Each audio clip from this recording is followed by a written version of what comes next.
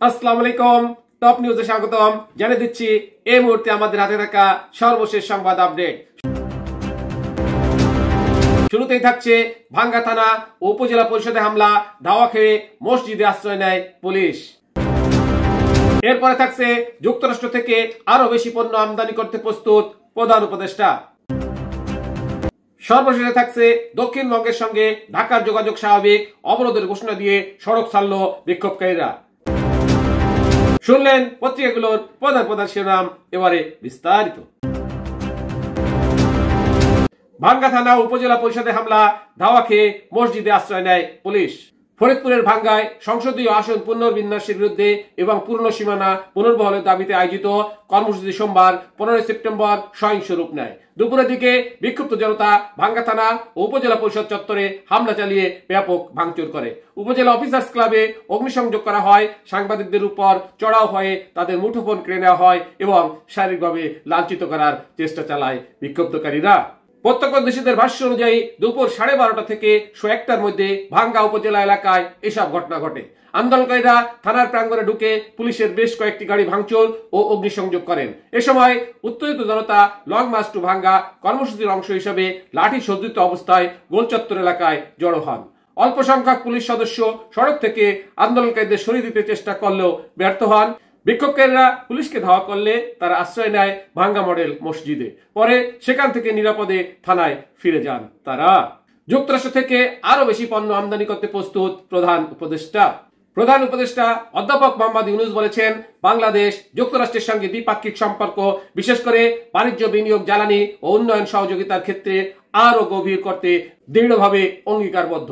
সোমবার ঢাকার তেজগাঁওয়ে প্রধান উপদেষ্টার কার্যালয়ে যুক্তরাষ্ট্রের সহকারী বাণিজ্য প্রতিনিধি ব্রেন্ডা লিঞ্চের সঙ্গে বৈঠক শেষে তিনি বলেন, আপনাদের সহায়তার জন্য অনেক ধন্যবাদ। আমরা এ বিষয়ে অত্যন্ত আনন্দিত। এটি আমাদের অর্থনীতির জন্য অত্যন্ত গুরুত্বপূর্ণ। তিনি উল্লেখ করেন, যুক্তরাষ্ট্রের বাণিজ্য প্রতিনিধি দপ্তরের সাম্প্রতিক সিদ্ধান্ত বাংলাদেশি রপ্তানির উপর শুল্ক হার 35% থেকে কমিয়ে 20% আনা দ্বিপাক্ষিক বাণিজ্য সম্পর্কের ক্ষেত্রে একটি গুরুত্বপূর্ণ মাইল ফলক। বৈঠকে উভয় পক্ষের মধ্যে বাণিজ্য ঘাটতি কমানোর কৌশল, যুক্তরাষ্ট্র থেকে তুলা ও সয়াবিন সহ কৃষিপণ্য আমদানি বৃদ্ধি, জ্বালানি সহযোগিতা জোরদার, যুক্তরাষ্ট্র থেকে এলপিজি আমদানি, বেসামরিক বিমান কেনা, মাদক নিয়ন্ত্রণ কার্যক্রম এবং রোহিঙ্গাদের চলমান মানবিক সংকট নিয়ে আলোচনা হয়। দক্ষিণবঙ্গের সঙ্গে ঢাকার যোগাযোগ স্বাভাবিক, অবরোধের ঘোষণা দিয়ে সড়ক ছাড়ল বিক্ষোভকারীরা। ফরিদপুর 4 আসন থেকে ভাঙ্গা উপজেলার আগলি ও হামেরদি ইউনিয়ন কর্তনের প্রতিবাদে সোমবার 15 সেপ্টেম্বর তৃতীয় দফায় লাগাতার অবরোধের দ্বিতীয় দিনে উত্তপ্ত হয়ে ওঠে ভাঙ্গা পৌরসভা ও আশপাশের এলাকা। দিনভর বিক্ষোভ, ভাঙচুর ও অগ্নিসংযোগে উত্তাল ছিল পুরো এলাকা। ভাঙ্গা থানা ও হাইওয়ে থানা, উপজেলা পরিষদ ও কর্মকর্তাদের অফিসে হামলা চালায় বিক্ষুব্ধ জনতা।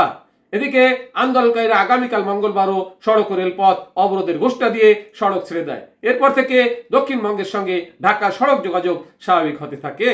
এর আগে সকাল থেকে অবরোধ চললেও দুপুরের পর পরিস্থিতি নিয়ন্ত্রণে আনতে গেলে সংঘর্ষে জড়িয়ে পড়ে পুলিশ ও বিক্ষোভকারীরা। উত্তেজিত জনতা প্রথমে পুলিশকে ধাওয়া দিয়ে ভাঙ্গা কেন্দ্রীয় ঈদগাহ মসজিদের ভেতর আশ্রয় নিতে বাধ্য করে। এক পর্যায়ে মসজিদে হামলা চালায়। এরপর একে একে বিক্ষোভকারীরা ভাঙ্গা থানা, হাইওয়ে থানা এবং উপজেলা পরিষদে হামলা চালায়। এ সময় ভাঙ্গা থানায় 4টি পিকআপ ভ্যান, একাধিক মোটরসাইকেল, ফার্নিচার, কম্পিউটার সহ ভবনের বিভিন্ন কক্ষ ভাঙচুর করা হয়। হাইওয়ে থানার 3টি pickup van, ambulance, wrecker truck, ডিআইজির পাজেরো গাড়ি, 8টির অধিক মোটরসাইকেল, কম্পিউটার ও প্রিন্টার মেশিন সহ সবকিছু গুড়িয়ে দেয় বিক্ষুব্ধকারীরা।